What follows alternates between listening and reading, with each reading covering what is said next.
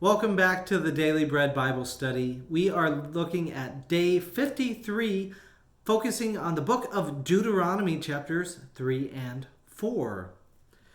Deuteronomy 3:3 says, "So the Lord our God also handed over to us King Og of Bashan and all his people. We struck him down until not a single survivor was left." So this is continuing in that idea that they completely abolished the people who are inhabitants of that area, as God asked them to do in Exodus.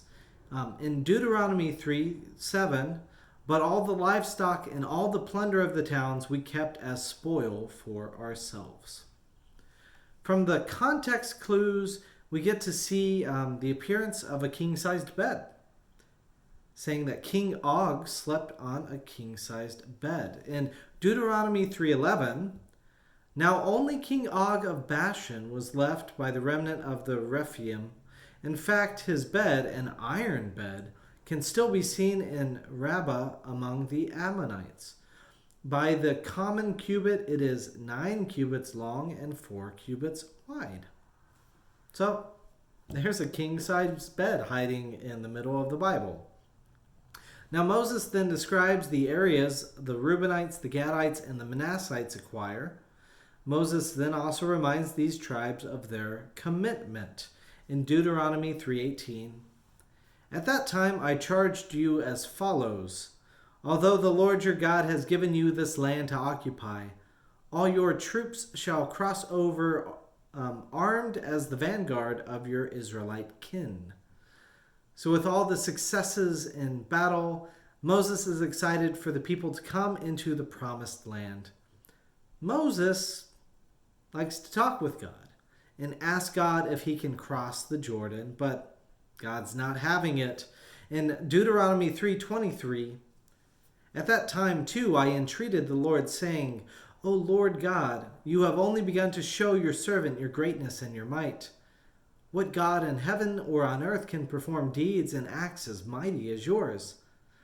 Let me cross over to see the good land between the Jordan and the good hill country and the Lebanon." But the Lord was angry with me on your account and would not heed me. The Lord said to me, "Enough from you. Never speak to me of this matter again." Yeah, hard words. God then invites Moses to look from the top of the mountain into the promised land and also empower Joshua to be the one leading the people into that land.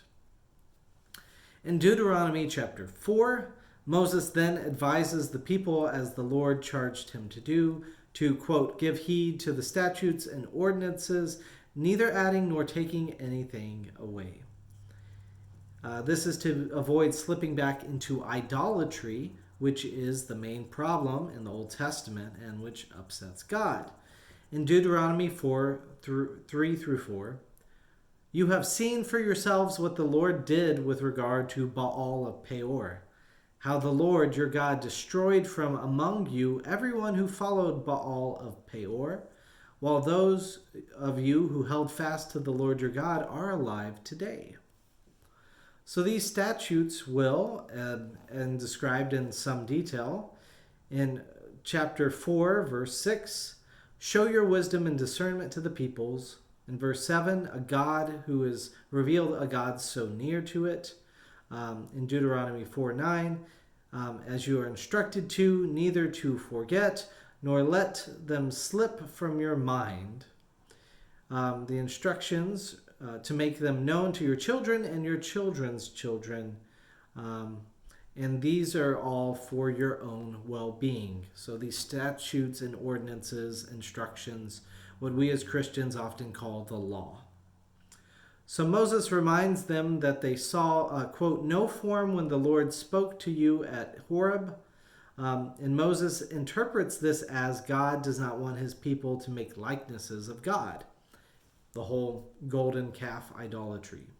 Now, for Christians today, we need to balance the desire to see God, especially Jesus, with the idea that God is beyond the likeness of anything.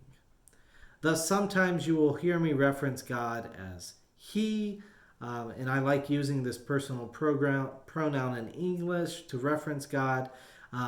He is my preferred pronoun to talk about God, but she or it are just as acceptable. There is a danger of using he, right? People may come to believe that God is male, and the Lord is beyond anything that is male or female, and beyond our capacity to even define, right? There are some traditions that claim that God is even more ineffable and are very hesitant. Jews are very hesitant to speak the name God in pretty much any capacity. And so, but my preference as a Christian is to avoid using pronouns on the whole, and often to just call God God. So, which is why you might hear me be a little repetitious and just say God in a sentence when I'm already talking about God.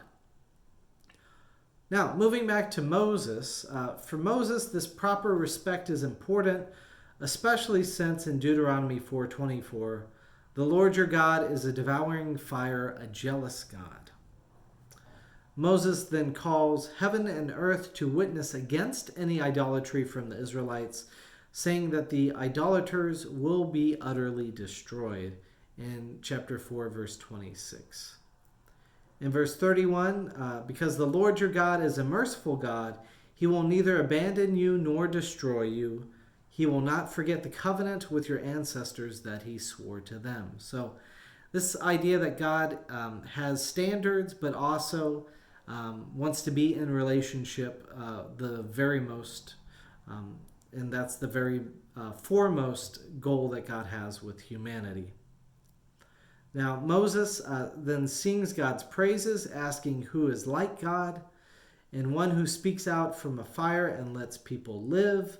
We'll see that kind of played out in Daniel chapter 3 with Shadrach, Meshach, and Abednego, as they're so called in that story.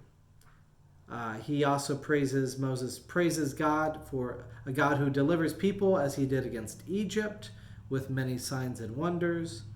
And then also there is no God besides him, as it says in Deuteronomy 4:35, through the words of Moses.